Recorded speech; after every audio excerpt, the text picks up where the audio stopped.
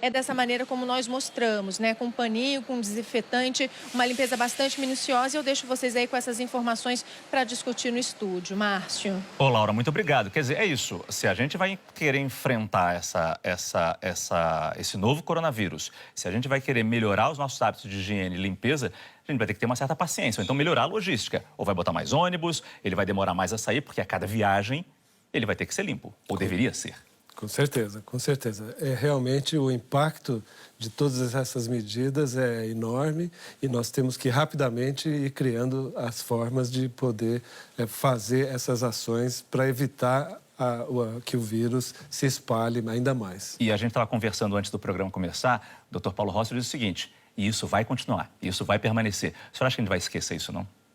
Eu acho Essas medidas de higiene. A gente, de novo, como eu já falei alguns dias atrás, a gente está aprendendo a lavar a mão. Lave o polegar, o dorso, a gente está aprendendo isso ainda. A gente não lembrava disso. Será que a gente não vai esquecer muito rapidamente isso também? É uma impressão muito pessoal, mas eu acho que essa epidemia vai ter um impacto muito duradouro. Vai mudar, no meu modo de ver, a nossa cultura em relação a uma série de coisas.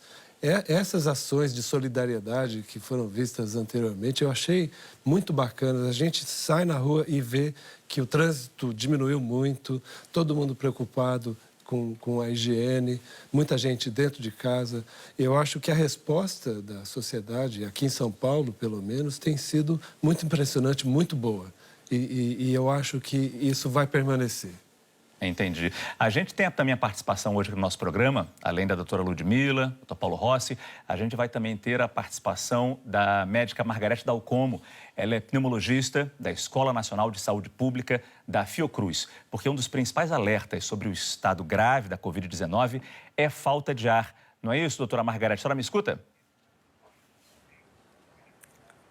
Escuto muito bem. Muito bom dia aos ouvintes. É o principal problema? É a febre que vem e volta, mas também a falta de ar, a respiração ofegante. Esse é um quadro muito... mostra que a situação pode ser grave naquela pessoa. Isso tem que ser explicado com muito cuidado do ponto de vista médico, porque senão outras pessoas que são portadoras de doenças que causam falta de ar, como por exemplo os pacientes asmáticos de qualquer idade, os pacientes que são portadores de doenças pulmonares obstrutivas crônicas, enfisema pulmonar, bronquite crônica, essas pessoas podem ter algum grau de falta de ar. Então não é para ninguém entrar em desespero se tem uma exacerbação desses sintomas. Isso não necessariamente pode ser a Covid-19. A Covid-19 se caracteriza, do ponto de vista epidemiológico, até o momento, por sintomas clínicos que são mais prevalentes. Os sintomas de gravidade que devem levar alguém a procurar assistência hospitalar, assistência médica especial, irem procurar uma emergência, são febre alta, persistente e falta de ar progressiva. Esses são os sinais que devem levar alguém. Nós sabemos já que 80% dos casos vão ter isso numa medida muito pequena, muito discreta, às vezes falta de ar alguma. Então, esse será a maioria dos casos, mas esses são os sinais de gravidade que devem levar alguém a procurar assistência médica e emergências. A questão que mais preocupa nesse momento, numa emergência, é a falta de respiradores, não apenas de leitos de UTI, mas do equipamento de ventilação mecânica que vai facilitar, vai dar mais chance de vida a esse paciente.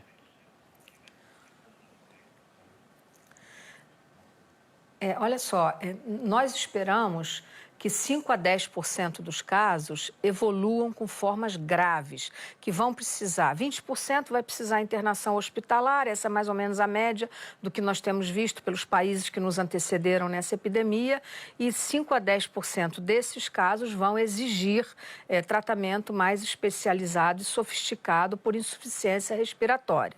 Isto implica em internação em ambiente de terapia intensiva, colocação em ventilação mecânica, que é o que a gente chama leigamente, digamos, de respiradores. Então, isso exige uma sofisticação, digamos assim, especial. Portanto, é uma minoria de casos, mas quando nós falamos 5 a 10% de 100, nós estamos falando de um número muito pequeno. Mas quando nós falamos em 50 mil casos, esse é um número muito grande, que vai exigir providências, digamos assim, do poder público, da rede privada, de adaptação de espaços. Essa é a razão pela qual a cirurgia cirurgias eletivas foram suspensas, é a nossa orientação. Para quê? Para que leitos hospitalares sejam destinados, nesse momento epidêmico, a esses casos que eventualmente vão precisar ser internados. E só mais uma pergunta, doutora Margarete, nesse momento aqui, porque a senhora vai participar de todo o programa, e agradeço muito por isso, que chega muito aqui as perguntas, entre as perguntas que chegam ao nosso telão.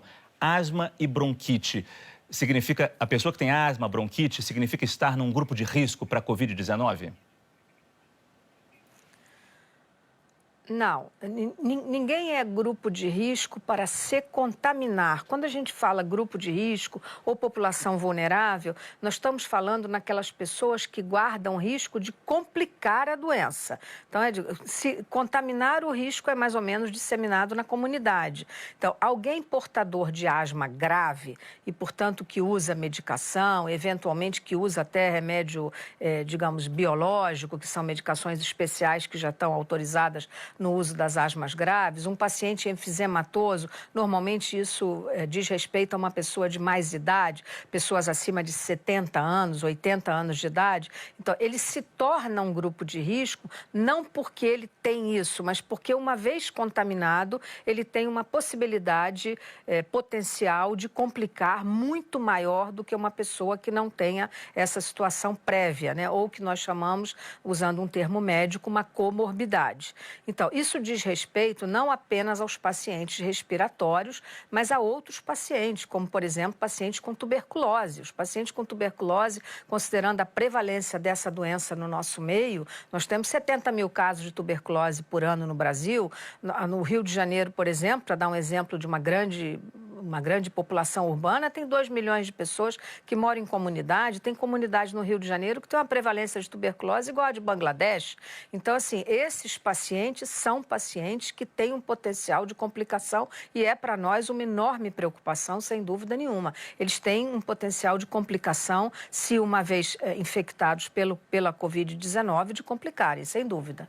Excelente explicação. Doutora Margarete, agradeço muito a sua participação aqui. Peço que a senhora aguarde mais um pouquinho. Daqui a pouco a gente conversa um pouco mais. Um novo estudo feito pelo Centro de Controle de Doenças dos Estados Unidos, esse estudo, e também pela Universidade da Califórnia e pela Universidade de Princeton, esse estudo revelou a resistência do coronavírus. A gente vai mostrar agora uma lista de alguns materiais onde o vírus pode se instalar. Segundo o estudo, o vírus resiste até 3 horas quando é expelido naquelas gotículas, quando a gente espirra, quando a gente tosse. Em superfícies de cobre, por exemplo, ele dura até 4 horas. Num papelão, o vírus pode durar até 1 dia, 24 horas. Em materiais de plástico, o coronavírus consegue permanecer de 2 a 3 dias. E em aço inoxidável, de 2 a 3 dias também. Mas como a senhora bem disse, como a gente já falou isso um pouco aqui, mas só para ficar bem claro isso, não necessariamente a gente se contamina com esse vírus. Podemos entrar em